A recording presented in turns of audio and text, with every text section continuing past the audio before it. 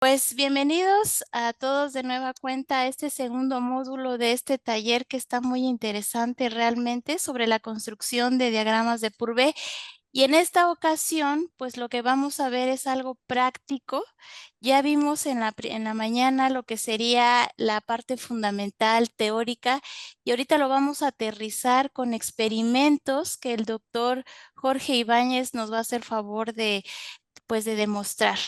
Y bueno, pues voy a presentar formalmente a un amigo, a un gran colaborador, el doctor Jorge Ibáñez, que viene precisamente de la Universidad Iberoamericana de la Ciudad de México, quien con su vasta experiencia en hacer experimentos precisamente con las ciencias químicas a microescala, ha sido, de hecho, bajo su iniciativa, el fundador del Centro Mexicano de Química Verde y Microescala. Para no extenderme también mucho en su CV, nada más les comento que el doctor Jorge Ibáñez es miembro emérito del Sistema Nacional de Investigadores.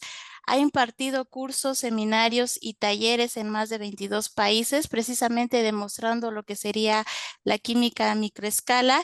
Y de hecho, en esta semana parte a Filipinas para demostrar también o tener una demostración más en ese lugar. Y bueno, posee múltiples reconocimientos en todo lo que sería su trayectoria académica y les dejo más información en el chat sobre su CV. Doctor Jorge, bienvenido y muchas gracias por aceptar esta invitación. Realmente es un gran placer verlo y escucharlo. Así que No, adelante.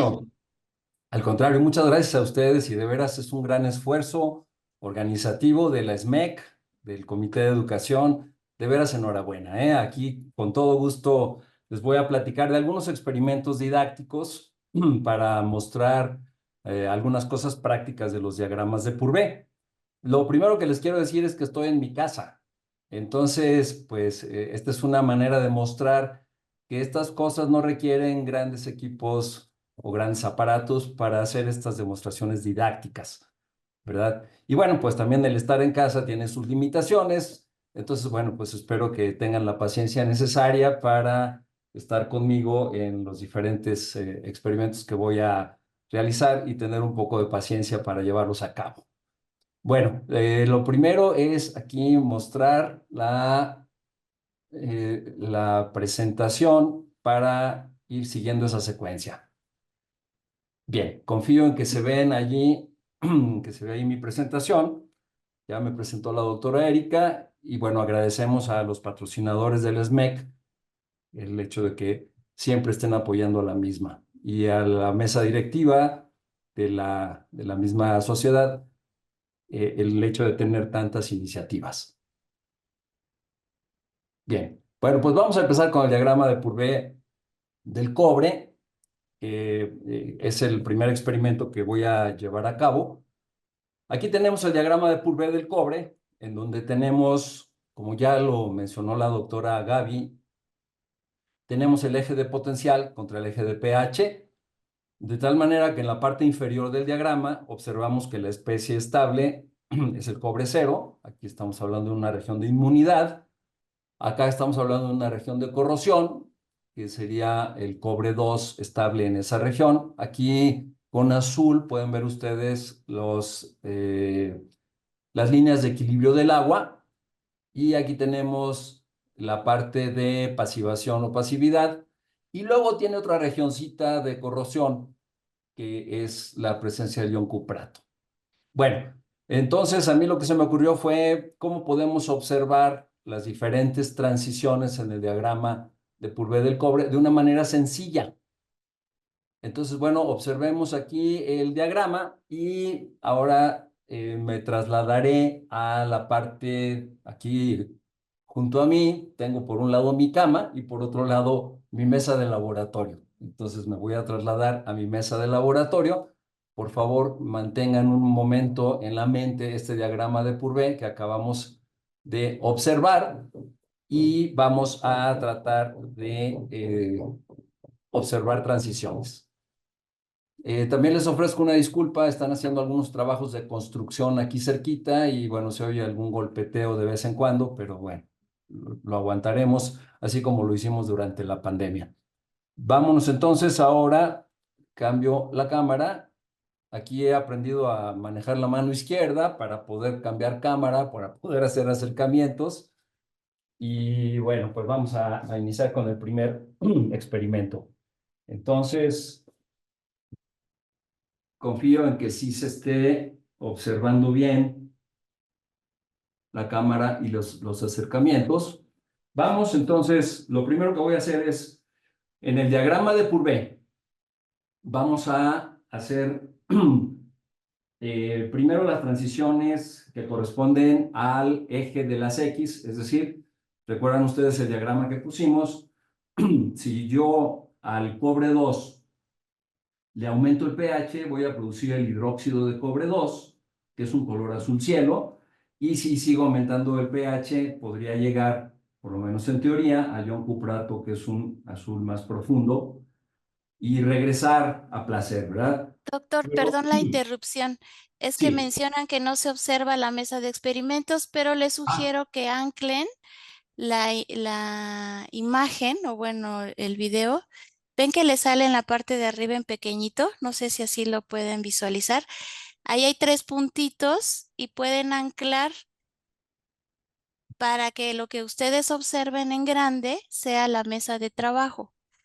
A ver, nada más vemos si lo pueden hacer, por favor, para continuar. Sí se ¿Se pudo. ve? ¿Sí? Perfecto. Entonces ya, adelante, doctor. qué bueno. Bueno, lo primero que les quiero mencionar es que no se necesitan cosas muy especiales para realizar estas demostraciones. Miren, aquí tengo algunos ejemplos de qué dispositivos se pueden utilizar. Por ejemplo, se pueden utilizar las tapitas de leche. Estas son muy buenas para hacer experimentos sobre ellas. Y bueno, pues no tienen ningún costo, ¿verdad? Aquí están las tapitas de leche. Tenemos también las tapas de muchas pastas dentífricas, ¿verdad? Las pastas dentales. La parte superior nos da una muy buena superficie y además blanca para poder llevar a cabo reacciones con gotas. Otra posibilidad es utilizar de estas placas de multipozos con un fondo blanco. Tenemos, por supuesto, también las plaquitas de porcelana. Las hay de diferentes tonalidades, dependiendo de lo que quieran hacer. Y ahí se pueden llevar a cabo reacciones con gotas, que eso es mucho la idea de lo que yo estoy haciendo y que estamos haciendo con mi grupo desde hace muchísimos años, hacerlos en la mínima escala posible. Bueno, aquellas personas que sean papás o mamás, pues reconocerán esto que se utiliza mucho por los niños para pintura, que son godetes.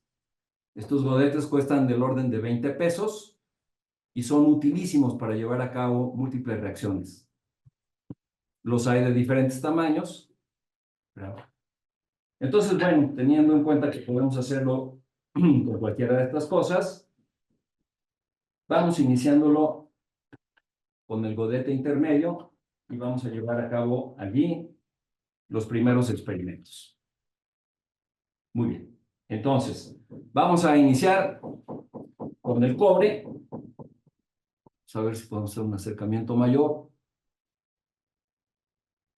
Vamos a iniciar con sulfato de cobre. Voy a agrandarme a mí mismo la pantalla porque necesito ver con claridad lo que estamos viendo. A ver. ¿Cómo se le pone para que yo la vea en grande? Es Ahí ya lo visualizamos en grande, no sé. ustedes, pero yo no. Ah, Eh, ok. necesito ver cómo se le pone full screen.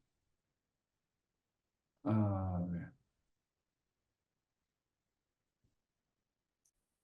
No, no veo el full screen.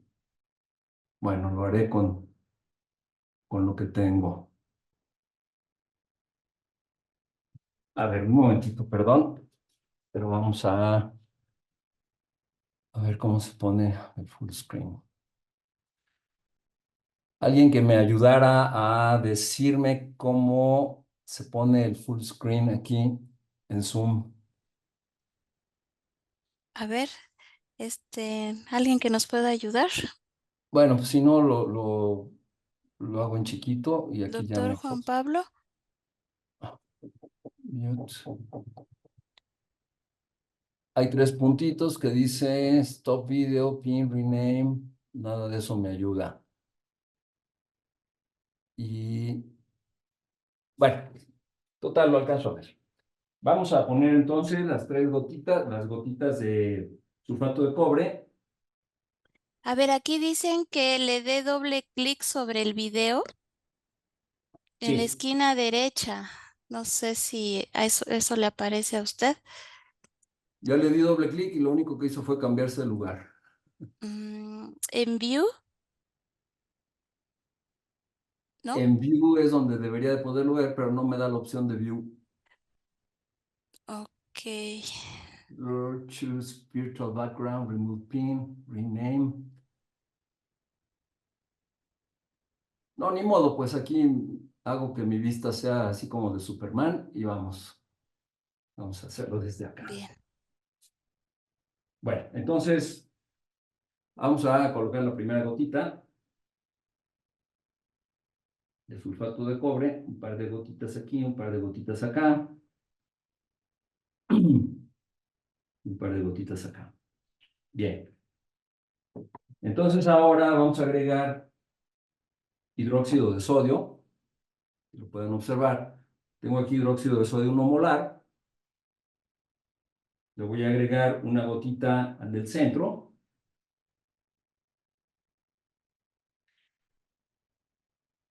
Y si pudiéramos hacer un mayor acercamiento, podríamos observar que se está generando ahí un precipitado azul cielo. Bien. Y por otro lado, si me voy a la tercera gotita y agrego hidróxido de sodio más concentrado, vamos a ver qué observamos.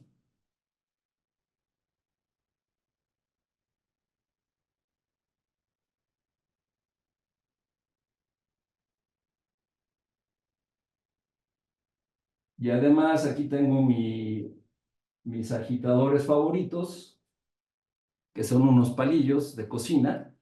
Con esos podemos agitar para mostrar las diferentes reacciones.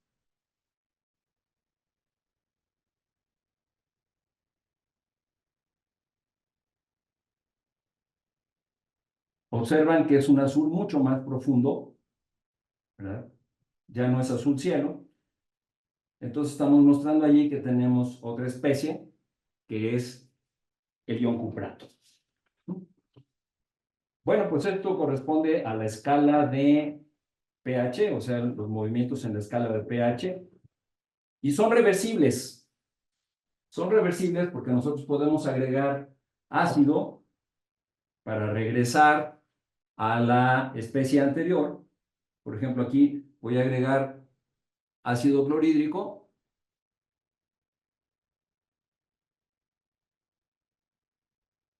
y vamos a agitar con el palillito.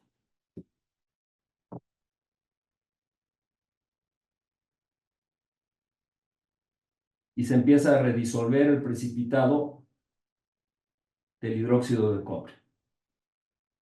Ahí lo estamos disolviendo.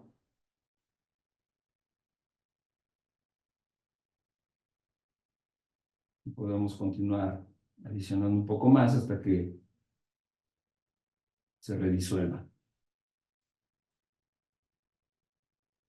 Ahorita que pueda, doctor Ibáñez, ¿podría volver a poner el diagrama de Purvé? Sí, cómo no. Sí, gracias.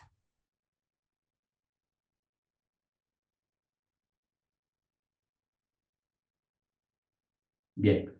Entonces, pues esto es reversible, ¿verdad? O sea, puedo ir yo aumentando el pH y luego bajando el pH para regresar al sulfato de cobre original. Veamos el diagrama. Ahí está. Entonces, bueno, por lo menos en los mejores casos, esto es lo que se obtiene. ¿Sí ven mi flechita que se mueve? Sí, Ok, bueno, yo sí la veo. O si gusta poner ese es porque ese es su mouse, ¿verdad? sí. Bueno, yo sí lo Entonces, veo. Ujú. ok, en el primer caso tenemos el sulfato de cobre disuelto, en el segundo caso tenemos el hidróxido, que es un precipitado azul cielo, en el tercer caso tenemos el ion cuprato, que es un azul mucho más profundo, y como les decía, pues si nos movemos en el eje de pH, podemos ir logrando esas especies, o yo puedo ir agregando ácido para regresar. Esos serían ejemplos de transiciones horizontales, ¿verdad? Vamos a ver ahora un ejemplo de transición vertical que va a ser el siguiente. Lo que vamos a hacer es que vamos a tener un ánodo de cobre. Recuerden la mnemotecnia que yo le llamo mnemotecnia de la rana, ¿verdad? La rana croa, ¿verdad? Cuando emite su sonido. Entonces, en el cátodo ocurre la reducción, mientras que la oxidación ocurre en el ánodo. ¿Ok? Entonces, recordamos eso y vamos a tener entonces el ánodo como, vamos a tener cobre metálico que vamos a estar oxidando y por otro lado vamos a tener un cátodo en donde el cobre 2 se va a estar regresando para acá, lo vamos a estar reduciendo. Es decir, vamos a hacer simultáneamente una oxidación y una reducción, pero una va a ser en un electrodo y la otra va a ser en el otro. Ambos van a ser de cobre. ¿Ok? Ese es el proceso que se utiliza, por ejemplo, en la electrorefinación de cobre. Viene el cobre impuro, por ejemplo, de la mina de Cananea, se utiliza como ánodo en una fábrica en donde se electrorefina y entonces el cobre se disuelve, se va a la solución, se genera ahí sulfato de cobre y del otro lado se deposita puro. Es una electrorefinación finalmente o una purificación, ¿verdad? Entonces vamos a hacerlo ahora de la siguiente manera. Entonces, vamos a tener un ánodo, si ustedes lo observan, es simplemente un anillo de cobre, ¿ok? Es un alambre de cobre que enrollé alrededor de algún frasco y nos dio esta forma. Este va a ser el ánodo. El cátodo va a ser un simple alambre de cobre.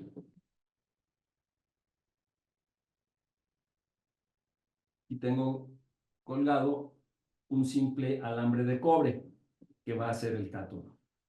Y mi electrolito va a ser un papel filtro humectado con sulfato de cobre, el cual lo voy a colocar encima de mi ánodo para que toque, ¿verdad? Para que el ánodo toque a todo el papel filtro que va a estar humectado, de tal manera que pueda hacer contacto eléctrico una vez que yo lo coloco junto con el cátodo, que es el alambre de cobre. Entonces, lo que va a suceder es que se van a generar líneas de campo, líneas de potencial radiales, ¿sí? Y entonces vamos a procurar obtener un crecimiento del cobre que se está depositando en el cátodo, o sea, en el alambre del centro, a partir del sulfato de cobre que está en la solución. Y el ánodo está alimentando iones de cobre a la solución. ¿Ok? Entonces, lo primero va a ser humectar mi papel filtro con sulfato de cobre. Tenemos el sulfato de cobre, le voy a poner algunas gotitas aquí.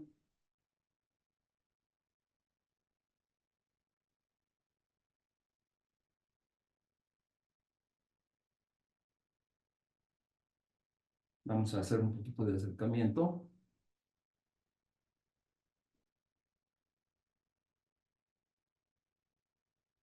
Y vamos a tratar de distribuirlas lo más homogéneamente posible en el papel filtro. Doctor, acá Fernanda García dice que si deja de compartir su pantalla, se va a hacer grande su cámara. por si quiere. Ah, ok. Dice, porque puede compartir y quitarlo así. Ah, ok. A ver, eso me suena muy bien. A Vamos a ver. intentarlo. Vamos a dejar de compartir. Ay, qué belleza.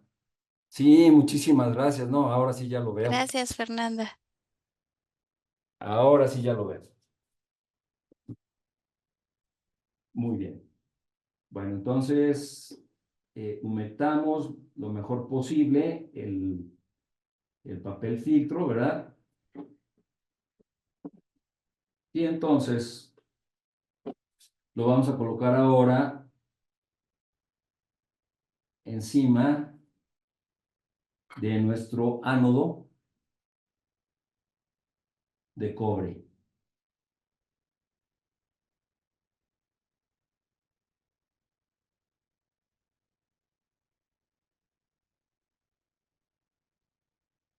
Bueno, lo mejor que se pueda. Vamos a meterlo un poco más, nada más para asegurarnos que sí nos funcione bien todo esto. Ahí está.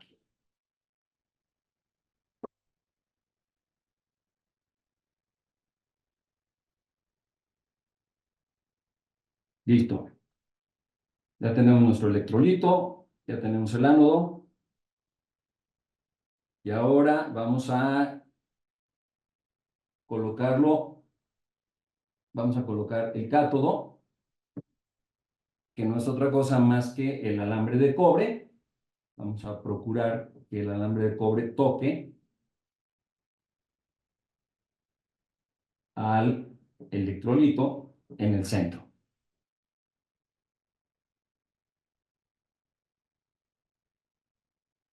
Muy bien. Ahora, ¿cuál va a ser nuestra fuente de poder? Va a ser una simple pila de 9 volts.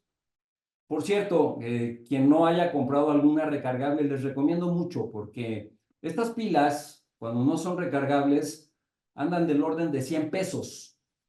Y bueno, te duran X tiempo. Pero estas recargables te cuestan 300 pesos y te dan varios cientos de recargas. Es decir, es una inversión muy buena comprar una pilita de estas. Y miren, aquí tiene su USB micro para recargarlas. Yo las he usado esta por varios años y sigue funcionando bien. Entonces les recomiendo muchísimo. Digo, la marca es lo de menos, no estoy haciendo comercial a nadie, pero son muy útiles. Bien, entonces vamos a colocar por convención, no porque tenga que ser así, pero por convención procuramos colocar el positivo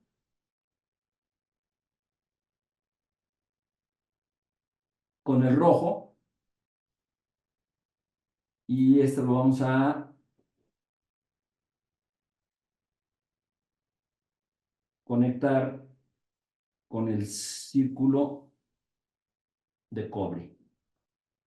Y el negativo lo vamos a conectar, no lo alcanzan a ver, a menos que le aumente un poquito, lo vamos a conectar con el alambre de cobre que ya se movió. Pero si somos cuidadosos, lo volvemos a colocar en su lugar. Muchas veces ayuda un poquito de cinta adhesiva para que no se muevan las cosas, porque al trabajar en pequeña escala es muy fácil que se muevan. Por ejemplo, aquí ya se me movió, ya dejó de tocar, y entonces hay que jugarle un poquito hasta que lo logremos. Bien, entonces el negativo va a quedar conectado entonces al negativo de la pila.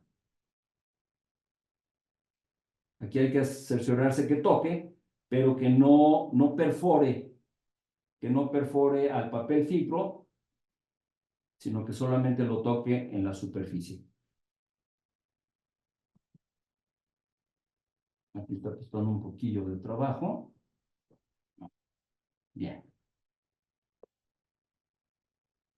Bueno, se estrenan estas cosas cuando está uno en público, ¿eh? Se mueve y se mueve y se mueve. A ver si ya queda más fijo.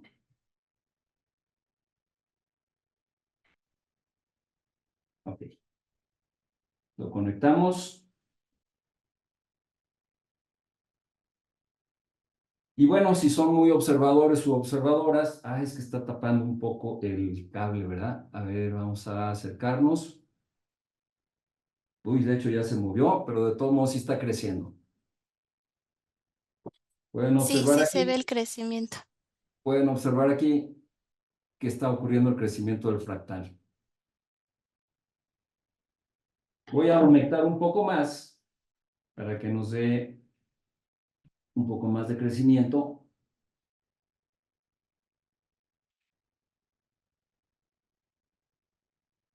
Bien, y ahí observan que va creciendo poco a poquito. Esto es un poco complicado hacerlo solo, porque si tuviera alguien aquí que me ayudara, bueno, podríamos hacer acercamientos con más facilidad, pero bueno, sí lo alcanzan a observar, ¿verdad? Se están generando, de hecho, una serie de dendritas. A ver si lo puedo acercar todavía un poquito más. Lo que pasa es que si lo muevo, voy a tener problemas. Ahí se ve mucho mejor. Sí, se Ahí en su ve mejor. esquina inferior izquierda se observa que está ocurriendo un crecimiento radial de una mancha negra. Bueno, ¿por qué es negra? Es cobre puro, pero se ve negra porque las mismas dendritas, la dimensión fractal que tienen, hacen que la luz que ingresa se refleje en una y en otra y en otra y en otra y no salga. Entonces por eso se ve negro. ¿Ok? Bueno, pues ese es el experimento que les quería mostrar del crecimiento de un fractal. Eh, Recordemos, ahorita vamos a la presentación para recordar lo que es un fractal, para quien no lo recuerde. Pero bueno, como se dieron cuenta, pues es un experimento muy sencillo, muy rápido, que requiere unas cuantas gotas y una pilita que además es recargable. Si lo dejo yo ahí todo el día, bueno, no todo el día, pero si lo dejo mucho tiempo, el límite sería cuando llegue hasta el ánodo. O sea, cuando llegue hasta el ánodo, ya ahí se cortocircuita el sistema y ya a partir de ahí ya no crece, ¿verdad? Pero bueno, son fractales muy lindos. Aquí les voy a mostrar uno que crecimos el otro día con unos amigos. Y bueno, son experimentos muy sencillos, muy rápidos y que no cuestan casi nada. Bien, bueno, me regreso. Ahora sí voy a compartir de nuevo. Si desean meter esto a un espectrofotómetro, meter las diferentes especies, por ejemplo, el cobre 2 y el ion cuprato, se observan unas absorbancias muy diferentes, ¿verdad? Pero bueno, a simple vista se observan las diferencias de colores. Y si quieren hacer nada más la pura depositación del cobre y demostrar que del lado anódico se está generando cobre más 2, simplemente le añaden una gotita de amoníaco, ¿ok? En un tubo en U y se observa muy fácilmente sobre un grafito, se observa el crecimiento del cobre y del otro lado se observa muy fácilmente la oxidación del mismo. Bueno, pues este es el primer experimento que les quería mostrar. No sé si organizadoras me podrían decir si vamos a abrir lugar para preguntas y comentarios después de cada experimento o hasta el final. Sí, de hecho les comenté, bueno, tal vez no lo repetí en este segundo módulo, pero recuerden que pueden dejar sus preguntas, dudas, comentarios, lo que quieran hacer en el transcurso de lo que se da el taller. Y yo voy a Perfecto. estar, pues se los voy a estar compartiendo al doctor Ibáñez. No sé si ahorita tengan alguna pregunta para este primer experimento. Pues no hay ninguna pregunta en el chat, doctor. Pero sí, la intención es que sea simultánea, ¿no? Las dudas y Bueno, responderlas. Ujú. cómo no, con todo gusto. Yo le estaré interrumpiendo si llegara a haber alguna pregunta. Si Muy no, bien, al gracias. final también podemos dejar una sesión de preguntas generales, si ustedes gustan. Perfecto.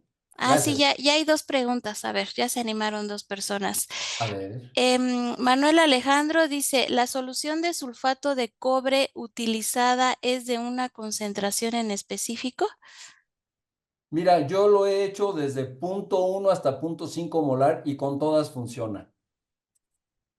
¿Ok? Entonces, la concentración puede ser, es más, yo estoy seguro que si pone uno algo más concentrado también funciona.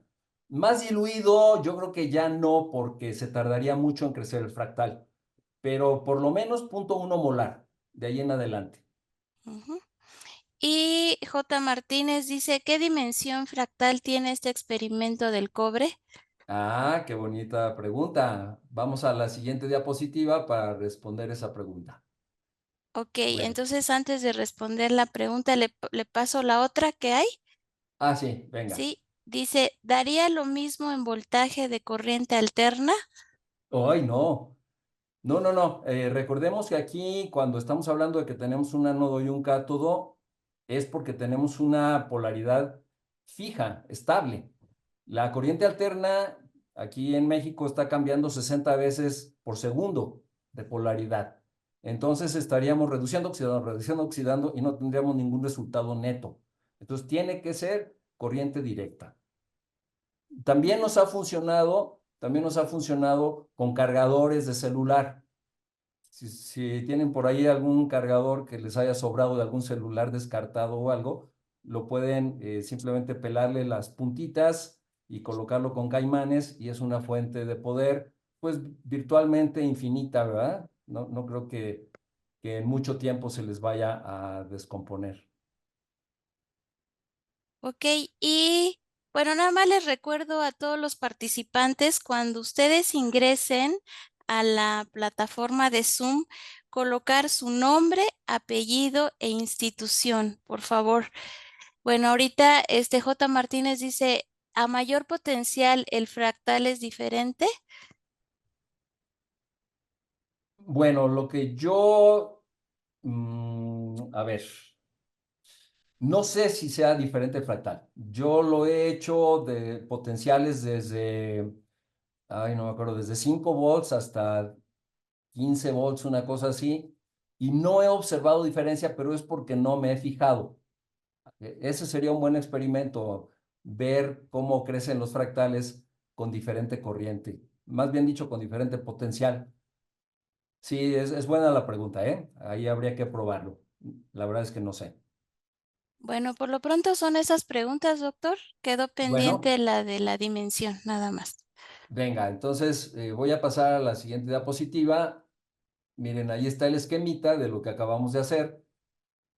Aquí tenemos el sulfato de cobre en el papel filtro encima del ánodo circular de cobre, el alambre de cobre que va en el centro, que va a ser el cátodo, y nuestra fuente de poder. Y bueno, este es un fractal que crecimos alguna vez, que se ve muy bonito. Si se fijan, son como hojas de helecho, ¿verdad? Recordemos que los helechos son fractales en el sentido de que las hojitas se van bifurcando y bifurcando y bifurcando. A ver, voy a quitar aquí, voy a cambiar la cámara hacia mí. Bueno, entonces decíamos, los helechos son hojitas que se van bifurcando y bifurcando y bifurcando. Bueno, pues aquí también sucede lo mismo. Y veamos la siguiente diapositiva para responder a la persona que preguntó sobre la dimensión fractal.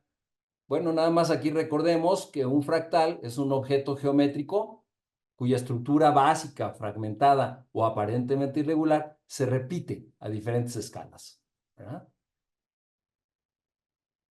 Muchas estructuras naturales, como ustedes lo saben, son de tipo fractal. Y aquí tenía yo la foto de Benoit, pero aquí está. No sé por qué no aparece. Qué raro. Bueno, pues el término fue propuesto por este Benoit Mandelbrot en el 75 y deriva del latín fractus, que significa quebrado o fracturado. Ahí está ya su foto. Este es una jugarrera aquí en la portada de este libro, porque está él allí y luego de más joven, de más joven, de más joven, y parece como si fuera un fractal, ¿verdad? Bueno, respondiendo a la pregunta que me hacían hace rato, si uno toma un microscopio y tiene círculos equidistantes y concéntricos, y tiene uno la paciencia de contar cuántas veces se bifurcó el fractal dentro de cada círculo, y grafica el logaritmo de veces bifurcadas en cada círculo contra el logaritmo del radio de ese círculo, se obtiene una línea recta cuya pendiente es la dimensión fractal. ¿Ok? Yo no lo he hecho, lo advierto, no lo he hecho porque es un trabajo bastante laborioso, pero si alguien lo gusta hacer, ahí está la referencia al final para calcular la dimensión fractal.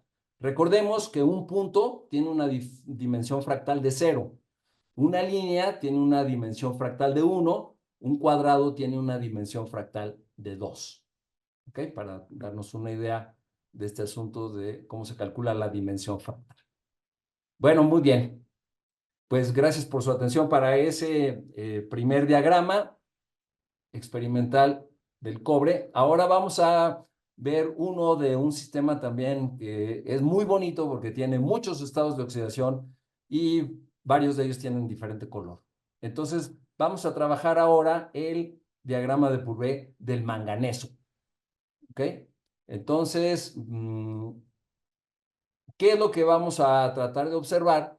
Bueno, vamos a tener aquí, si le echamos un vistazo aquí al diagrama de Purvé del manganeso, observamos que la parte de inmunidad, la región de inmunidad, está en la parte inferior, como es lo natural, porque ahí estamos inyectando electrones. Si aumentamos el potencial, nos vamos a manganeso 2, podemos irnos a manganeso 4, a manganeso 7, y dependiendo del pH también podemos lograr tener manganeso 6, manganeso 3, manganeso, ¿qué sería aquí? 3 octavos, ¿verdad? Y luego acá manganeso 3 y aquí manganeso 2. Entonces vamos a iniciar con permanganato, que todos ustedes conocen, todas ustedes conocen, y lo vamos a reducir. Lo vamos a reducir aquí con nuestro buen amigo el tiosulfato de sodio. Recordemos que el prefijo tío es cuando sustituimos un oxígeno por un azufre. Perdón, al revés. Cuando sustituimos, sí, dije bien, un oxígeno por un azufre. Entonces aquí tendríamos originalmente el ion sulfato, ¿verdad? Que es un ion tetraédrico. Si nosotros sustituimos un oxígeno por un azufre, tenemos el tiosulfato, ¿verdad? Y resulta que el tiosulfato, el azufre, su estado de oxidación más común es el +6. Entonces, si aquí lo tenemos como +2, él quisiera irse a +6. ¿Qué es lo que hace? Pues da electrones para poderlo hacer. Entonces, esto es un buen reductor. Y aquí va a reducir al permanganato y dependiendo de en qué pH estemos, vamos a obtener un producto final. Entonces, veamos el potencial estándar del tiosulfato que se va a sulfato, es alrededor de 0.08. Aquí me quedó mucho más abajo. Una disculpa, esta línea es más arriba. Yo no sé si lo calculé contra calomel o contra plata, cloruro de plata. Discúlpenme, aquí esta línea es más arriba. No nos hace ninguna diferencia para el experimento que vamos a hacer. Entonces, si tenemos esta especie que reacciona con el oxidante, como ya lo explicó hace rato la doctora Gaby, lo que vamos a obtener es un estado de oxidación intermedio. O sea, es decir, es un estado de oxidación menor del manganeso 7, se va a ir a un estado más bajo. Ahora, podría irse a manganeso 4 o a manganeso 2. Resulta que termodinámicamente, si uno hace el diagrama de Frost, se observa que el manganeso 2 es el más estable.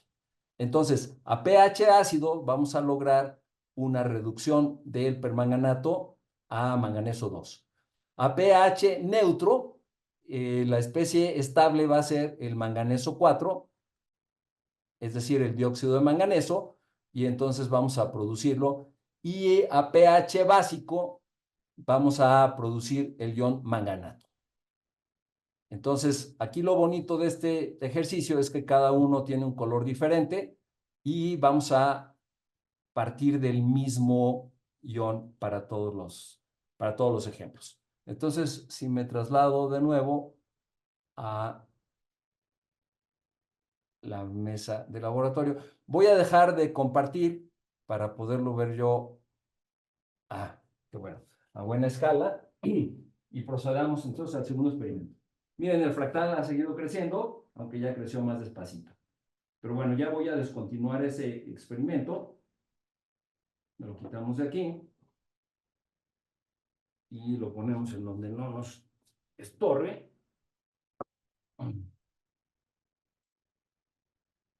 Y vamos a hacer ahora, pues sí, tengo 4 tapitas.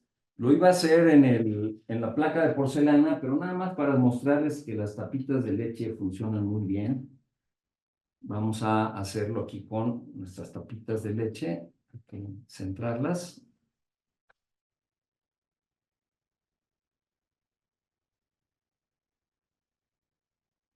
Entonces vamos a poner nuestro permanganato en cada una de ellas.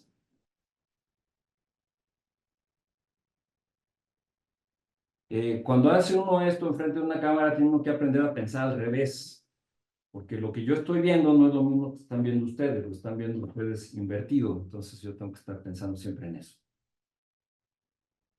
Bien, entonces, aquí preparé una solución de permanganato.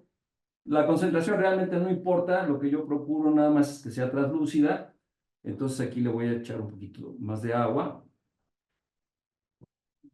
Y le vamos a colocar un poquito más de agua destilada para tenerla un poquito más diluida.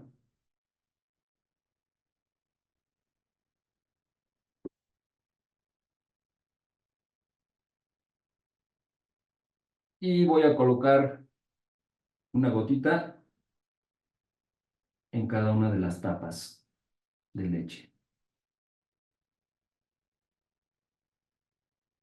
Yo creo que con 2 se va a ver todavía mejor. Vamos a ponerle 2. Muy bien.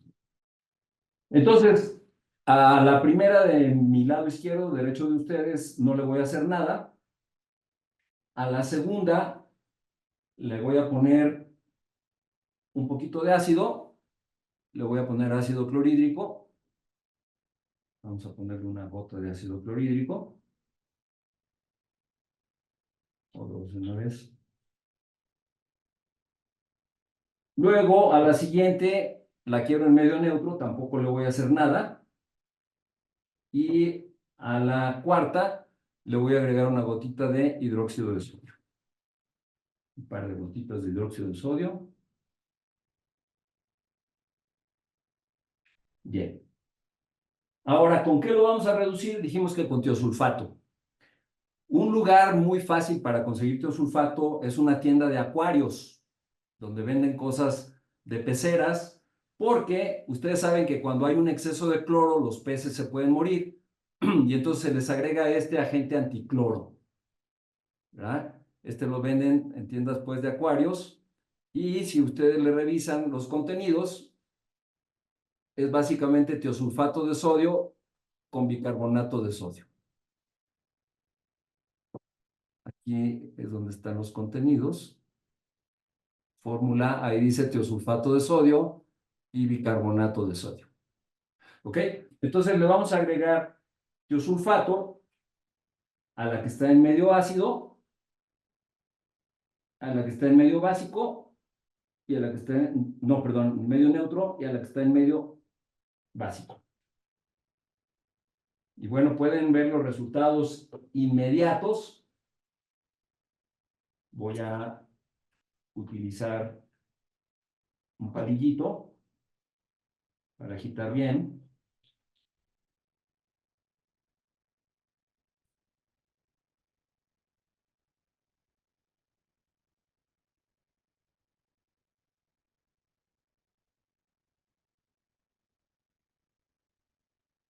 Bien, parece que a la primera me faltó un poquito más de concentración de ácido.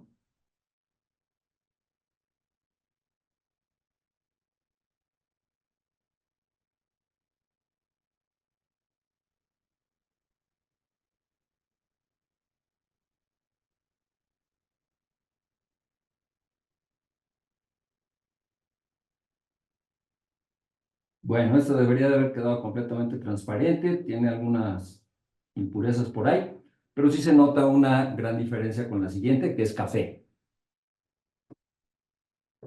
¿Ok? Y la tercera, que es verde. Y la primera, pues que quedó del mismo color del permanganato. Entonces ahí es una manera muy rápida de observar los diferentes estados de oxidación del manganeso mediante un reductor como lo es el tiosulfato de sodio. ¿Okay? Bien, pues ese es el segundo diagrama que les quiero mostrar. Pasamos a la sección de preguntas, si es que las hubiera. ¿Alguna pregunta, niños? Hasta ahorita no hay ninguna pregunta, doctor. Bien, muchas gracias. A mí me gusta de cualquier manera dejar los experimentos a un ladito para seguir viendo qué ocurre durante el tiempo, porque a veces se produce alguna sustancia que es cinéticamente favorecida, pero no termodinámicamente favorecida. Y ya cuando voy a deshacerme de los desechos, entonces encuentro que ya llegó a la que yo esperaba, porque hay ahí algún pleitecito entre la termodinámica y la cinética. Pero bueno, vamos entonces, vamos a continuar.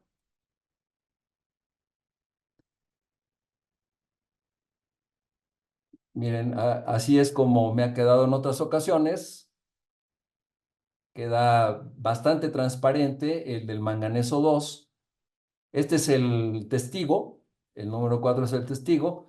Aquí está el manganeso 4, que es la pirolucita o es el dióxido de manganeso, y el manganato, que es el color verde. Y bueno, como observaron, pues se hace con gotitas, se puede hacer en una tapita de leche, en fin. Bien, vamos ahora a hacer el favorito de la doctora Gaby. De hecho, ella me hizo favor de proporcionarme bastante de la información que les voy a mencionar aquí. Vamos a revisar experimentalmente este asunto que ella les mencionaba del diagrama de Purvé del yodo. Primero, recordemos que el yoduro está en equilibrio con el ion triyoduro, que por cierto, no sé si la doctora Gaby lo mencionó, pero a mí en lo particular me gusta ponérselos este ion en los exámenes iniciales de química general a los alumnos, porque les pido el estado de oxidación promedio del yodo. Y bueno, pues ahí te dicen cualquier cantidad de cosas, ¿verdad? Aquí lo podemos observar, es menos un tercio. Es menos un tercio el estado promedio de oxidación del yodo en el ion triyoduro. El potencial estándar para esa reacción es 0.54 volts. Y como podemos observar, aquí no hay ni protones ni OHs, de tal manera que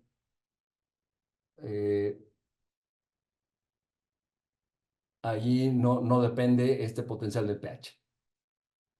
El yodato, por otro lado, en presencia de protones y de electrones, se pone en equilibrio con este mismo triyoduro a un potencial más alto.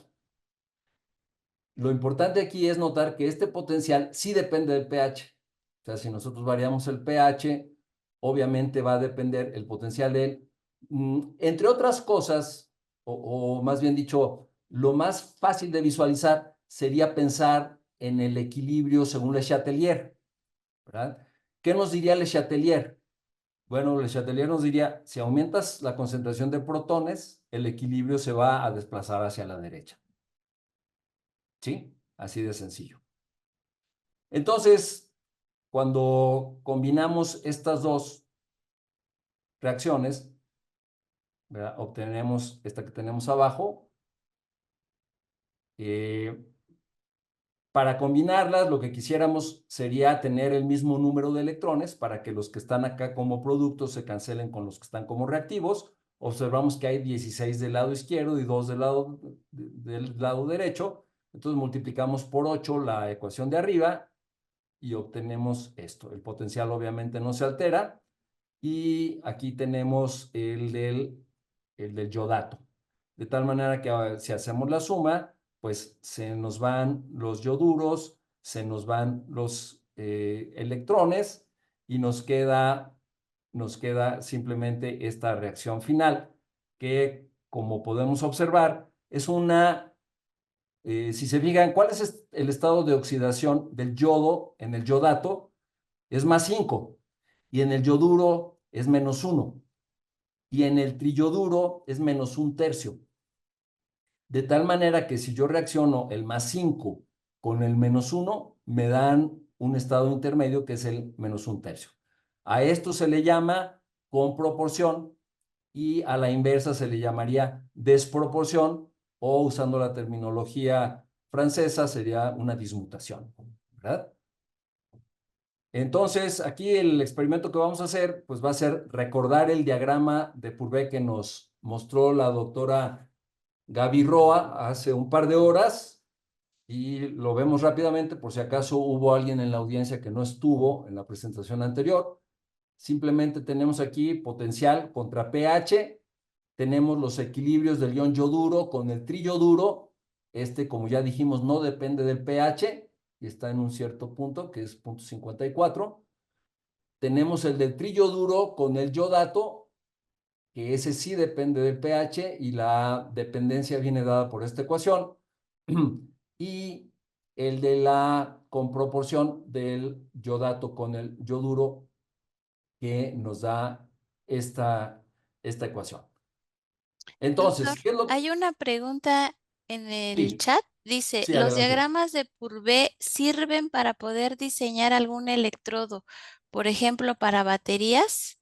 Y menciona, por ejemplo, en el caso de dióxido de manganeso que se usa como electrodo, utilizando el diagrama de Purvé, ¿se puede ver en qué ventana se oxida o se reduce? Sí, cómo no, sí se puede observar, y claro, cuando se va a diseñar una batería es fundamental ver el diagrama de Purvé, porque dependiendo del pH y dependiendo de la concentración nos va a dar diferentes potenciales. Sí, la respuesta es totalmente de acuerdo. Sí, sí es importante conocer un diagrama de Purvé para hacer un diseño de una batería. Gracias. Sí, gracias. Entonces, lo que nos hizo notar la doctora Gaby es que si tenemos un oxidante, como sería el yodato, con un reductor, como sería el ion yoduro, nos va a dar un intermedio, ¿verdad? Que en este caso sería el triyoduro. Pero si nos vamos a un potencial más alto, entonces este equilibrio cambia y ya no tenemos el intermediario, que es el ion triyoduro. Ya sería directo el intercambio entre el yodato y el yoduro. Ahora, curiosamente, ambos son incoloros, mientras que el triyoduro tiene prácticamente el mismo color del yodo, ¿verdad? Entonces, vamos a poder observar muy fácilmente que si nosotros cambiamos el pH, vamos a poder observar fácilmente qué es lo que sucede, si sí hay reacción o no hay reacción. Entonces, nos pasamos ahora al experimento.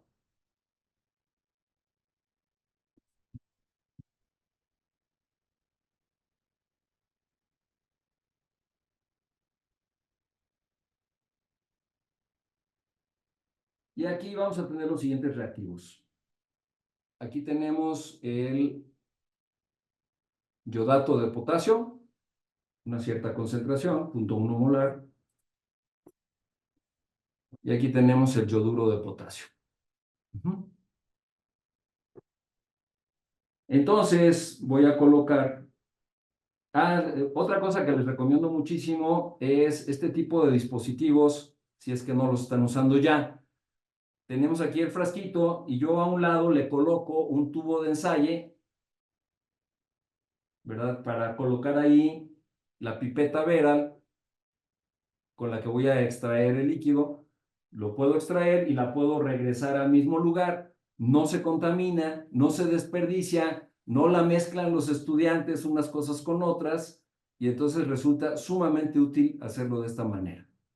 ¿Okay?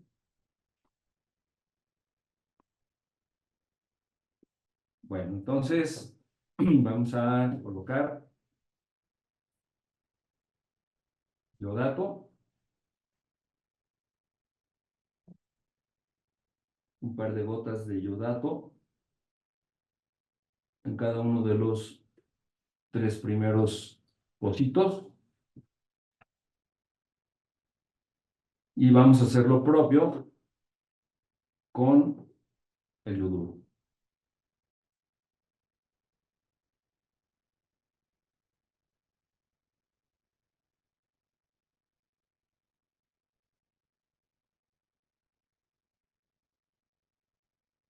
No se observa reacción. Ustedes pueden notar que no se observa reacción. Lo voy a acercar un poco más.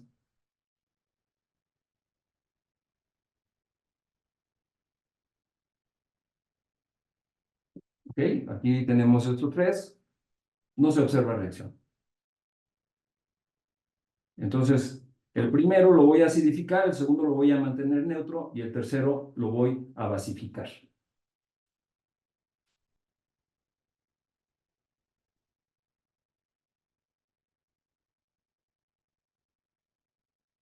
Entonces, con ácido clorhídrico,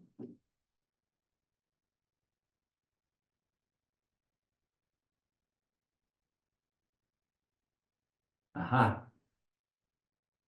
Observamos entonces ahí la producción del triyoduro. Estamos en medio ácido, que de acuerdo al diagrama de Purbeck, sí ocurre la reacción correspondiente. En el de en medio, que es el neutro, no ocurre nada. Y veamos ahora en el último, que va a ser el básico.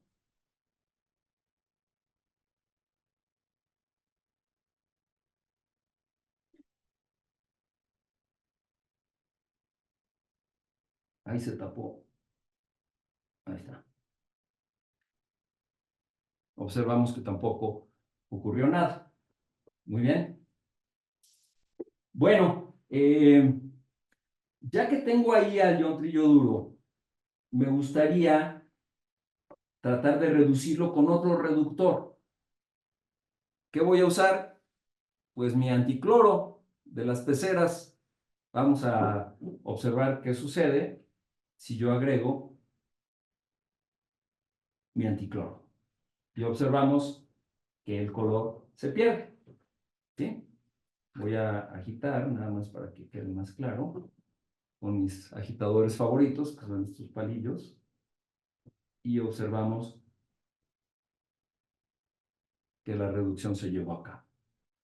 Muy bien.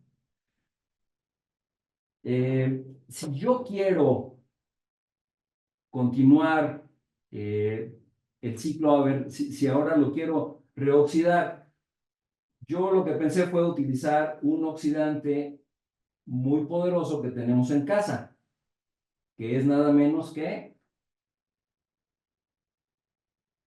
el Cloralex, ¿verdad? Vamos a observar qué pasa si yo le agrego un poquito de Cloralex.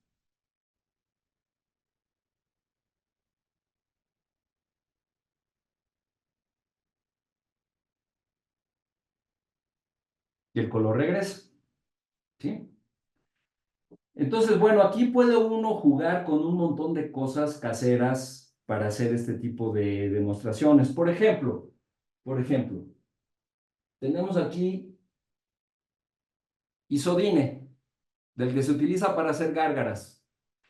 Aquí nada más les recomiendo que no utilicen el que tiene espuma, que cuando se cae un niñito, tú le pones ahí yodo para que no se le infecte la herida. Bueno, esos suelen tener espuma y la espuma es muy latosa. Es mejor el bucofaríngeo, el isodine, que lo venden en las farmacias. Vamos a poner un poquito de isodine.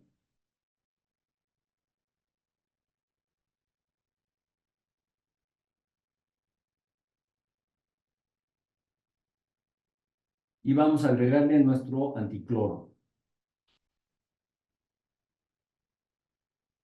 Desaparece el color, ¿verdad?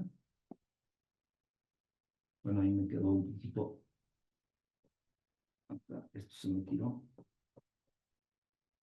Ahí está.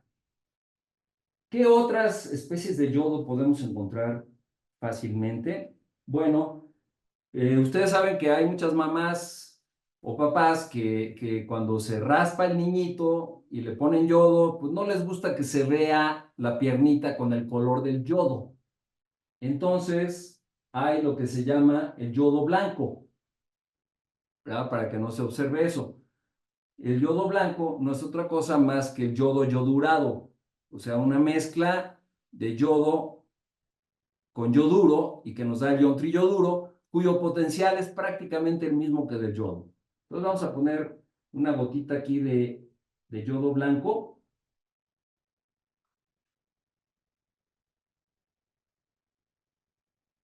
Y vamos a tratar de oxidarlo, a ver si obtenemos el mismo resultado. Le vamos a colocar cloralex.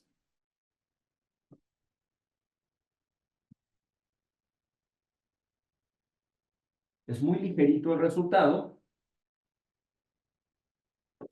Y veamos si lo podemos clarificar con medio ácido. Ah, no, no me funcionó. Ese yo lo estaba inventando en este momento y no me funcionó. Bueno, tengo que confesar que tengo como unos 15 o 20 años con este yodo. No sé si esté todavía funcional. Aquí les ofrezco una disculpa, no lo probé antes. Quise simplemente aprovechar que lo tenía para ver si nos daba el mismo resultado y no se dejó oxidar por el cloralex. Bueno, pues entonces aquí tenemos ya varios ejemplos. Ah, otro ejemplo, la tintura de yodo que venden en la farmacia, pues esa también nos sirve, para hacer experimentos. Esta contiene alcohol y bueno, podría ser algún interferente el hecho de que contenga alcohol. Pero de todos modos, lo que queremos es que se puedan mostrar fenómenos de oxidación-reducción, y ahí lo tenemos claramente otra vez, ¿verdad? O sea, el tiosulfato lo reduce perfectamente sin ningún problema a yodo. Bueno, muy bien. Pues entonces ese era el diagrama de el yodo yodato, el yoduro yodato que yo les quería mostrar. Bien, regresamos por si acaso hubiera alguna pregunta o comentario. ¿Alguna Sobre pregunta, esto. chicos? Vean, está muy interesante realmente esta parte práctica, porque así como lo estaba comentando el doctor Ibáñez, con poquito reactivo, ustedes pueden hacer uso de esta o demostrar, mejor dicho, pues cómo estas especies se pueden oxidar o reducir, ¿no? Y sin generar muchos residuos, sobre todo, ¿verdad, doctor? Exactamente, sí. Ujú. De hecho, durante la pandemia yo les mandé a mis estudiantes un kit a sus casas para hacer experimentos y les puedo compartir que después de todo un semestre de estar haciendo experimentos en todas las clases hacíamos experimentos, yo les pedí que guardaran sus residuos y que nos viéramos afuera de la universidad al final del semestre para que me los entregaran, y lo que se reunió de todos los alumnos fue una botella como de 1 litro de residuos. O sea, de todo mi grupo, Mm, de todo el semestre de estar haciendo experimentos en casa, lo que juntamos fue una botella de 1 litro. Y eso no es nada, porque realmente si contamos los litros que se generan en un laboratorio de docencia, realmente sí es, bueno, ni siquiera se puede contar prácticamente, ¿no? Bueno, entonces, ¿alguien ya se animó a preguntar? Creo que no hay.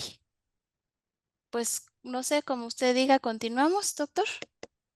Continuamos, nos vamos al... Todo clarísimo con el To- manganeso en ácido. Ay, Arturo Estrada, ¿qué pasó, Arturo? Estás pasando ahí de listo. No, yo creo que el permanganato ya estaba muy viejito. Quién sabe. Bueno, vamos a hacer el último, para lo cual dijimos que voy a compartir, ¿verdad? Y comparto. Mm, Bueno, pues ahora no me está dejando compartir. Un participante. De hecho, también usted puede hacer preguntas al público, ¿eh? Ah, bueno, muy Sí, bien. para motivarlos aquí a que respondan. Ah, bueno, bueno, bueno, es bueno saberlo. Ahora no me está permitiendo compartir la pantalla. Ya me permitió ¿Ya? compartir Ok. la pantalla. Nos vamos al último experimento que quiero hacer. Bien, vamos ahora a la batería del automóvil. Bueno, las baterías de la mayoría de los automóviles, por supuesto, no de los eléctricos, ¿verdad? Bueno, recordamos que cuando vamos a la tienda a comprar una batería del automóvil, ¿qué es lo que nos están vendiendo? Nos están vendiendo una serie de placas de plomo y de óxido de plomo. O sea, es plomo y la siguiente es de plomo recubierto de dióxido de plomo. Plomo recubierto de dióxido de plomo y así sucesivamente. Eh, entonces, ¿cuáles son las especies involucradas ahí en las reacciones? Bueno, cuando tenemos el plomo, el dióxido de plomo, y se reduce, nos da el plomo más 2, mientras que cuando estamos observando el ánodo, el plomo se oxida a plomo más 2 también. Este ha sido el gran éxito de esta batería, por eso ha durado tantos años, porque lo que se produce en un electrodo y en el otro es lo mismo, entonces se regenera y se vuelve a producir, se vuelve a regenerar, etcétera. ¿Verdad? Entonces, así en resumidas cuentas, en el cátodo tenemos la reducción del plomo 4 a plomo 2 y en el ánodo tenemos la oxidación del plomo 0 a plomo 2. ¿Ok? Entonces, vamos a observar el diagrama de Purvé del plomo, que es el siguiente. Tenemos la región de inmunidad, que es la región de la parte de abajo. Si lo oxidamos, nos da el plomo 2 y si lo continuamos oxidando, nos da el plomo 4. Si lo reducimos, nos da esta región de pasividad. ¿Verdad? Bueno, aquí la única región que yo quiero ver con ustedes, recordemos que aquí las líneas punteadas son las del agua, y aquí la única región que yo quiero ver con ustedes es qué sucede si estamos a un pH aproximadamente 0. No sé cuál sea el pH real de una batería de coche, pero es ácido y arbitrariamente lo voy a fijar como si fuera 0. ¿Ok? Debe de andar por allí. Pero...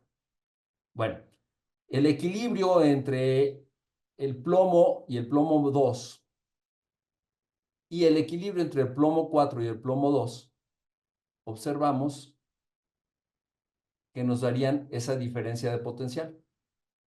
¿Sí? Lo que nos da una placa y lo que nos da la otra. ¿Sí? Entonces, si yo recorro esa diferencia de potencial hasta el eje, nada más para poder hacer la medición, se fijan que es de aproximadamente 2 voltios. Doctor, hay una pregunta Sí, que dice, ¿qué significa un pH negativo y su interpretación en un diagrama de Purvé? muchas gracias. Un pH negativo significa que tenemos una concentración de ácido mayor a 1 molar. ¿Sí? Porque la concentración 1 molar, si estamos haciendo el menos logaritmo de la concentración, que por cierto, eso es una definición incorrecta. ¿Ok? Decir que el pH es menos el logaritmo de la concentración de protones es una definición incorrecta, porque la concentración de protones sí tiene unidades, y para nosotros sacar un logaritmo debe de ser adimensional el número del que le estamos sacando el logaritmo. Entonces, lo correcto es dividirlo entre una concentración estándar. Y adivinen cuál va a ser la concentración estándar, pues 1 molar. Entonces, simplemente a la concentración de protones, yo la divido entre 1 molar y a eso le saco el logaritmo para sacar el pH.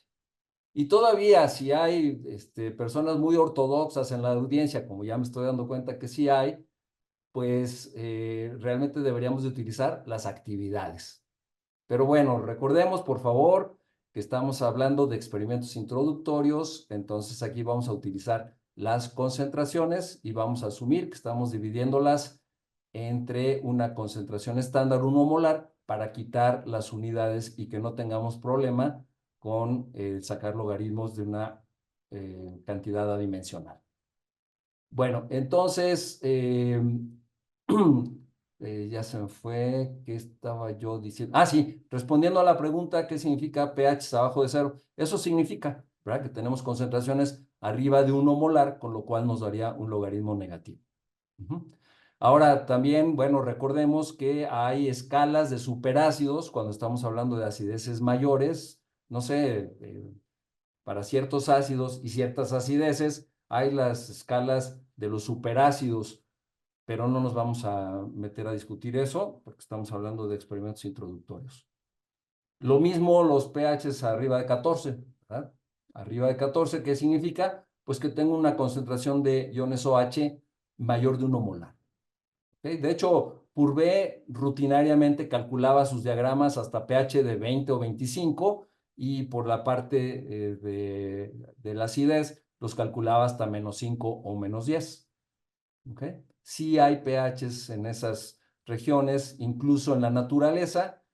Por ejemplo, cuando se dejan minas a cielo abierto, aquí mencionemos que hay compañías, sobre todo extranjeras, que vienen, explotan una mina, ¿verdad? Y cuando ya no es redituable se van y ahí te dejan los residuos de la mina.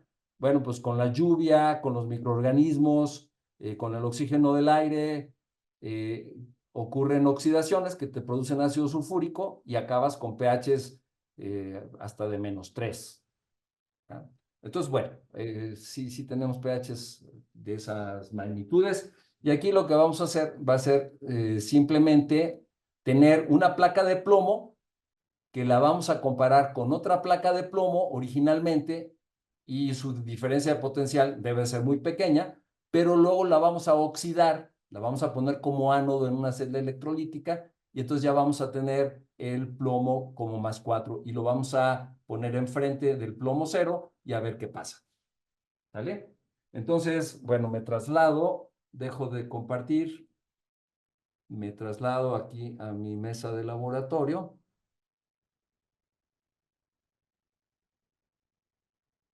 Y hagamos la batería del automóvil.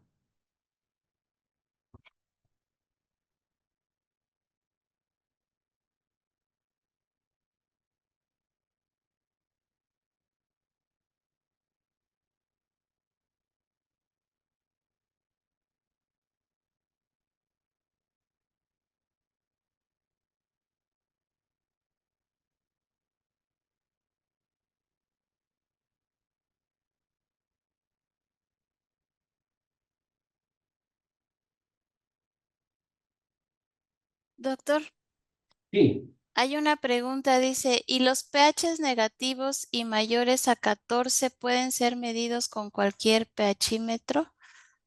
Ay, ay, ay, ahí ya nos metemos en un problema experimental. El problema con los medidores de pH y por qué tienen escala nada más de 0 a 14 es que a pH de abajo de 0, ustedes saben que es típicamente un bulbito de vidrio que es sensible a los cambios de concentración de protones.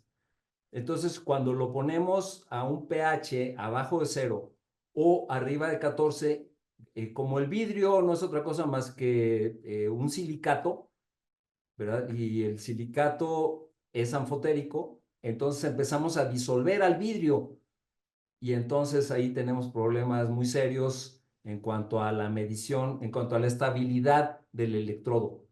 Entonces, típicamente para esos niveles de pH ya no podemos utilizar los electrodos tradicionales de vidrio. Hay que utilizar electrodos especiales.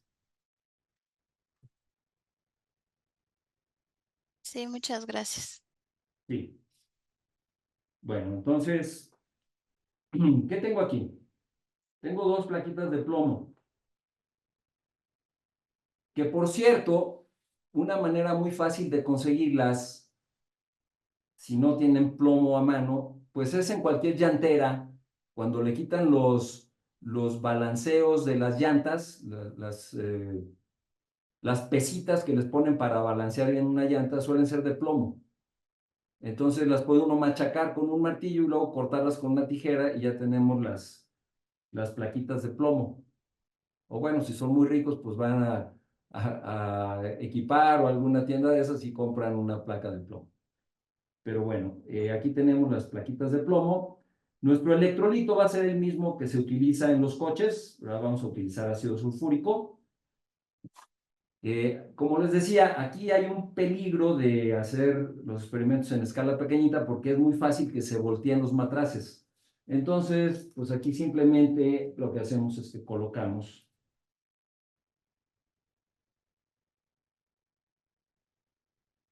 un poquito de cinta adhesiva.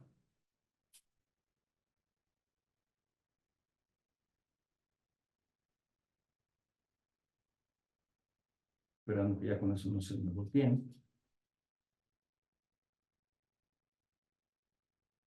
Y vamos a colocarle un cablecito a un electrodo de un color y al otro electrodo de otro color. Aquí lo importante es que no se toquen. Vamos a hacerle un acercamiento.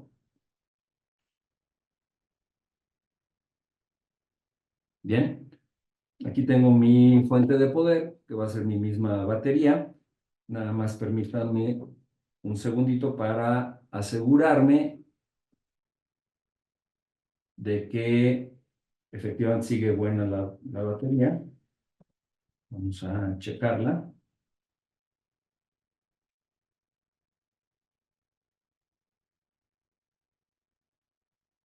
Uy, bueno, 8,5 volts está decente. No son los 9 volts que quisiéramos, pero está decente. Y vamos a proceder a añadir aquí el ácido sulfúrico. Voy a tomar una precaución adicional porque sí me ha sucedido que se me ha llegado a voltear el vasito y como es ácido sulfúrico no es nada agradable tenerlo por toda la mesa. Entonces prefiero, lo voy a mejor a montar en este soportito universal que son sumamente útiles, ¿verdad? Son como los soportes universales de nuestro laboratorio, nada más que en chiquito. ¿Qué concentración de ácido sulfúrico se emplea, doctor? Yo la que voy a emplear aquí es 3 molar, Ok, pero estoy seguro que si lo haces con 2 molar, 1 molar también debe de salir. ok. Yo lo hago nada más para asegurarme de que si salga. Ujú.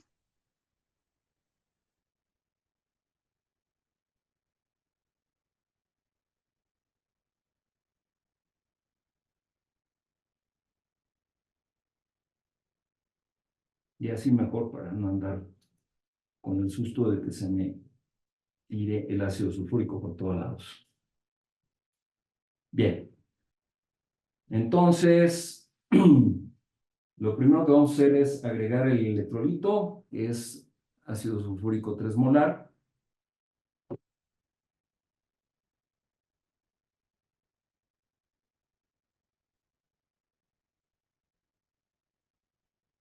No necesita llenarse el recipiente, nada más asegurarme que sí estén sumergidos los electrodos. A ver, voy a acercarlo para que lo puedan observar mejor.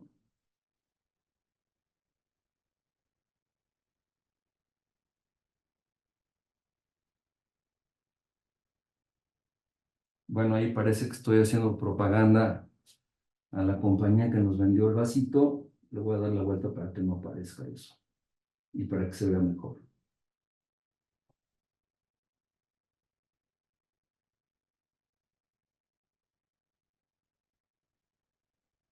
Bien. Acto seguido vamos a conectar. Bueno, primero que nada, vamos a ver qué potencial me daría entre una placa y otra. Parece una pregunta obvia. Todas las personas de la audiencia, con toda seguridad, me dirían debe de dar un potencial de 0, ¿verdad? Porque son iguales si estamos en el mismo electrolito. Debería dar un potencial de 0. Pero bueno, verifiquemos. Suele dar un potencial, un cierto potencial, no muy grande, pero no suelen ser igualitas, porque no son absolutamente iguales las dos placas. Pero de todos modos, veamos cuánto nos da.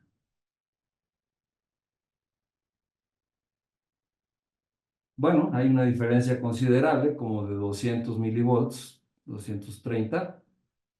Quizás no las ligé lo suficiente para que estuvieran más iguales, pero de ese orden es nuestra diferencia, ¿verdad? ¿Ok? Bueno, entonces, ¿qué vamos a hacer ahora? Vamos a electrolizar con nuestra fuente de poder.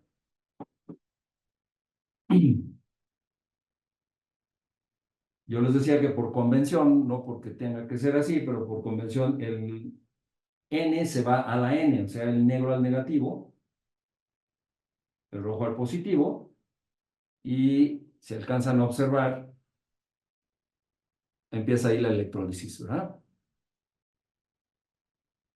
Hay muchísimas burbujas, desafortunadamente no tengo aquí una cámara superior que pudiera mostrarles por arriba, pero en el cátodo hay una serie enorme de burbujas, en el ánodo es menor. ¿Qué es lo que está sucediendo? Bueno, en el cátodo estoy desprendiendo hidrógeno y en el ánodo se está oxidando el plomo a plomo 2, a plomo 4, perdón.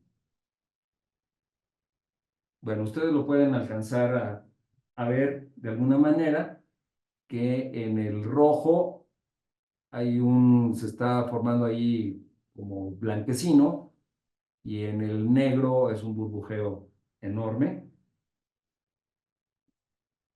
Bueno, lo dejamos ahí unos momentos y por mientras voy a tener aquí un LED para probar si sí se generó la diferencia de potencial suficiente para encender un LED.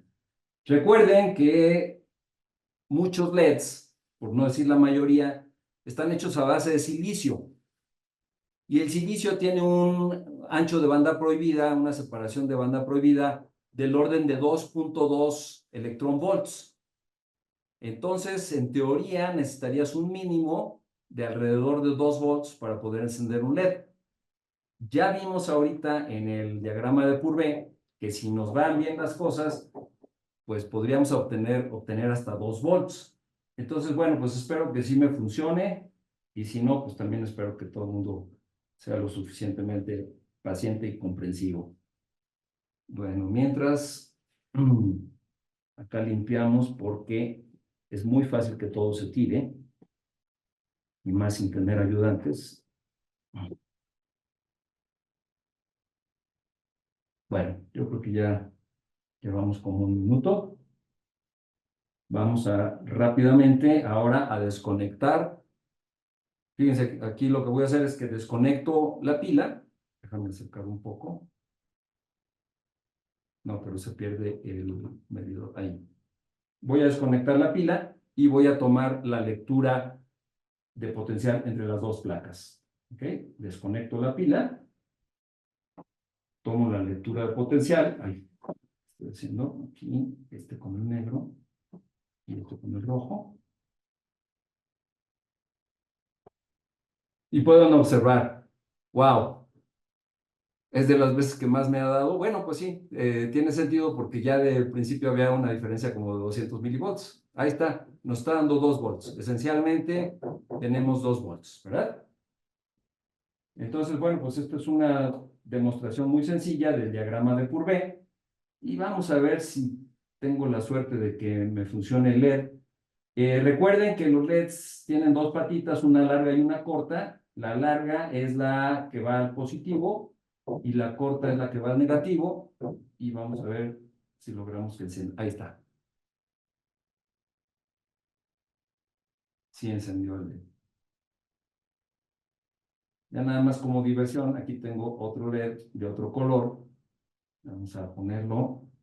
Fíjense que los fabricantes de estas piezas electrónicas son un poco confusos, porque sí es una más larga que la otra, pero es como 1 milímetro, milímetro y medio, entonces no es fácil ver Y si te equivocas, pues lo que está sucediendo es que como el LED es una compuerta electrónica, ¿verdad? Es como una pichancha electrónica, pues no prende si lo conectas de la manera equivocada. Bueno, pues este de hecho no prendió.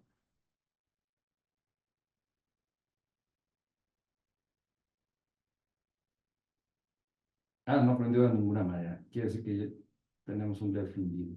O que ya se consumió y ya no prendería ni siquiera con el ruido. Sí, es una capa muy delgada, la que se genera, bueno, sí, sigue prendiendo. Es una capa delgadita la que se genera, pero bueno, es suficiente para demostrarnos que sí, efectivamente producimos 2 volts, suficientes para encender un LED. ¿Vale? Muy Bueno, bien, doctor. Aquí Andrea Alfaro pregunta que cómo influye la concentración del electrolito en el resultado de ese experimento. pues mira, yo te digo, yo lo he hecho con concentraciones de 2, 3, 4 molar y ha funcionado bien en todos los casos. Yo no sé qué pasaría si lo utilizas muy diluido. Según el diagrama de Purvé sí debería de funcionar, ¿eh? Si regresamos aquí al diagrama, aun cuando estuviéramos a un pH un poco más alto, en teoría debería de funcionar hasta un pH casi neutro. Pero la verdad es que como mi intención es mostrar en chiquito lo que sucede en la batería del automóvil, por eso utilizo ácido sulfúrico, que es lo que se utiliza en los automóviles. Pero me daría mucho gusto si alguien lo pudiera hacer a pH neutro porque sería menos contaminante, ¿verdad? Es más, déjenme comentarles que yo también he hecho este experimento con alambre de soldadura, que es de plomo estaño. Eh, es más, si tenemos un momentito, ¿por qué no lo hacemos? Estoy viendo que estamos todavía con Sí, un hay poco de tiempo. tiempo, Sí, pues si, si las organizadoras y el público me lo permiten, no lo tenía preparado, pero voy por un pedacito ¿cómo se llama? alambre de De soldadura. soldadura de Ujú. plomo estaño. Les voy a mostrar aquí, bueno, esto ya nada más como curiosidad. Aquí en mi habitación, aquí tengo mi almacén. Allí al final, aquí está mi mesa de laboratorio, ahí tengo un almacén, ahí está mi cama. Ay, qué padre, doctor. Entonces me desplazo 5 pasos y ya consigo la soldadura de plomo estaño.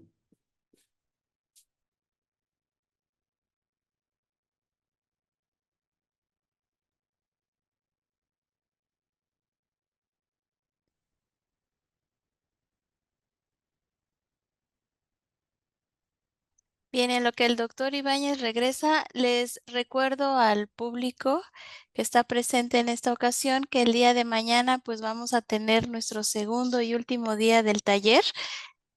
Tratamos, como les dije al inicio, de compactar toda esta información en pocas horas. Sabemos que pues tal vez las actividades, entre otras cuestiones de que nos da hambre, sueño, etcétera, eh, lo hacen un poquito tal vez tedioso, pero si se dan cuenta, estamos ofreciéndoles lo básico, lo necesario para que ustedes bueno, si les interesa más este tema, puedan ahondar en ello, ¿no? El link de asistencia ya se ha mandado a través del chat. Acuérdense que no es necesario que se registren cada que se pone el link. Si ya lo hicieron una vez durante el día, ya eso es suficiente. Y el día de mañana se les estará enviando otro link también de asistencia. Así que Francisco, ya se envió el link. Pues no, les quedé mal porque lo que tengo es aleación de níquel cromo y no es de plomo estaño. Qué pena. Pero Ah, bueno, ok. déjenme describirles el experimento. El experimento es que con la aleación de plomo estaño, que forma un neutéctico, ¿verdad? O sea, un punto de fusión más bajo que los puntos de fusión individuales, forma un eutéctico. Y bueno, a la hora que lo pone uno como ánodo en la celdita, lo pones como ánodo y tu electrolito puede ser bicarbonato de sodio incluso, y pones como cátodo un clip de papel, entonces anodizas al alambre de plomo estaño y se te genera una capa de, sospecho yo que es de carbonato de plomo, ¿verdad? Y entonces, si cambias el cátodo y le pones magnesio, con eso te da un potencial suficiente para encender un LED, ¿sí? Entonces, bueno, pues esa sería otra aplicación del diagrama de Purvé, el, el anodizar una plaquita digo, un alambre de plomo estaño. Desafortunadamente me equivoqué y lo que tengo es níquel cromo y no va a funcionar con eso. Pero pues esos son los 4 experimentos que tenía para ustedes. Repasando, fue el del cobre, que se puede hacer un recorrido en el eje del potencial, o en el eje del potencial o en el eje de pHs, y observamos las diferentes especies. El del manganeso, que empezando con permanganato y reduciéndolo con tiosulfato, dependiendo de si estamos en medio ácido, en medio neutro o en medio básico, obtenemos diferentes especies y diferentes colores.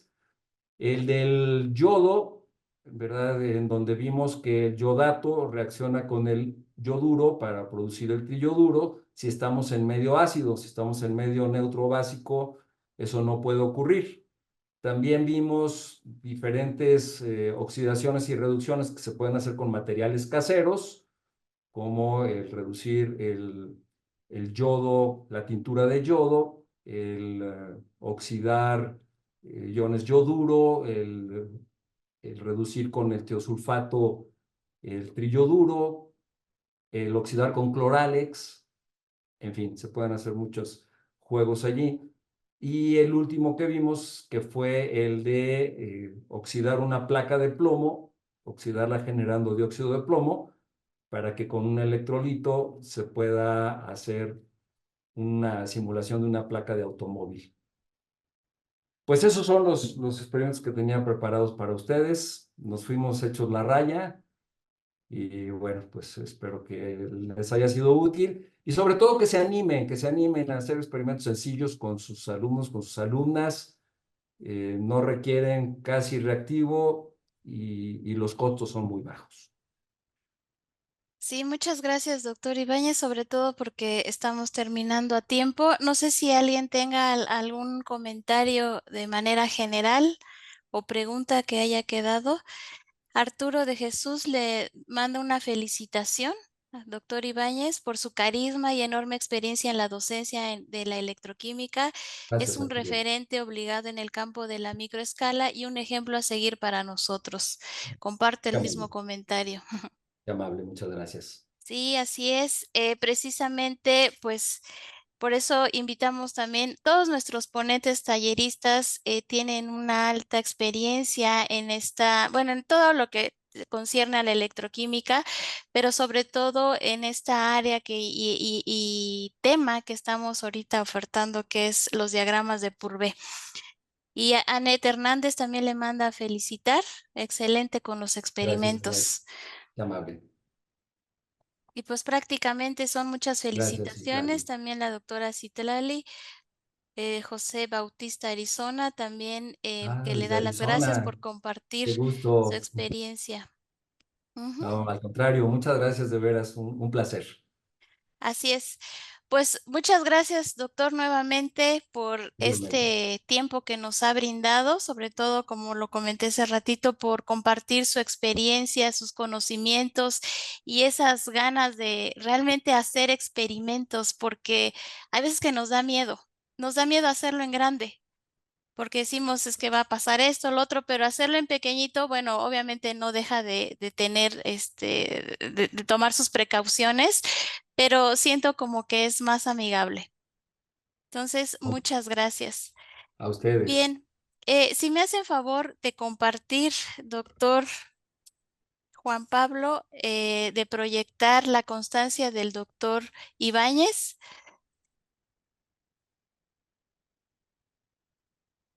El doctor Facundo Almeraya también lo manda a felicitar. Gracias, igualmente. Y bueno, les comentamos a todos que esta sesión o este taller de los 2 días va a estar publicado o bueno, en video en próximos días. Así también ustedes encontrarán en la página de la SMEC, de la Sociedad Mexicana de Electroquímica, otros talleres también que ya se han impartido. Bueno, creo que no sé si me puedan apoyar, por favor, en compartir la constancia del doctor Ibáñez. Y si no, bueno, le comento, doctor Ibáñez, que le vamos a hacer llegar su constancia respectiva Bien. de parte de la Sociedad Mexicana de Electroquímica por habernos impartido este grandioso taller en este tiempo y el cual viene firmado por la doctora Citlali Gaona, que es la presidenta actual de la Sociedad Mexicana de Electroquímica en los años 2023-2025. También viene firmado por la doctora Patti Valderas y una servidora que somos las líderes de la División de Educación Electroquímica. Le agradecemos enormemente su entusiasmo, doctor. Al contrario, muchas gracias Y por todo bueno, este. Doctor Ibáñez, perdón, nada más interrumpo para comentar. Me acaban de comentar justamente aquí nuestro equipo técnico que por alguna razón no se carga la constancia, están batallando. En cuanto se pueda, si da tiempo, la proyectamos y si no, de todas maneras, por supuesto, se la hacemos llegar al doctor. ¿Cómo no? Muchas gracias, gracias. doctora Citlali, gracias. Y bueno, para el público en general, esperamos que esta experiencia de este día haya sido enriquecedora y fructífera, al igual que nosotros lo hemos tenido y lo hemos vivido. Les recuerdo que el día de mañana siguen otros 2 módulos. Mañana tendremos la participación del doctor José Ángel Cobos y la doctora María Montes de Oca. Les solicito que traigan o bueno, que tengan a la mano su computadora porque vamos a trabajar con herramientas computacionales y también se va a dar la parte ya aplicativa de lo que serían estos diagramas de Purvé. Así que muchas gracias. Antes de despedirme, le cedo la palabra a la doctora Citlali que tiene algunos anuncios y les agradezco mucho su tiempo. Hasta luego.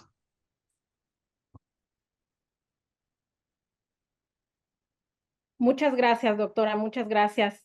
Y bueno, en realidad estos minutos, estos segundos son para agradecer la participación, por supuesto, de usted, doctora Erika Méndez, de la doctora Patricia Valderas, de la doctora Gabriela Roa y por supuesto del doctor Jorge Ibáñez. Esta sesión ha sido grabada y próximamente será colocada en el canal de YouTube del ESMEC.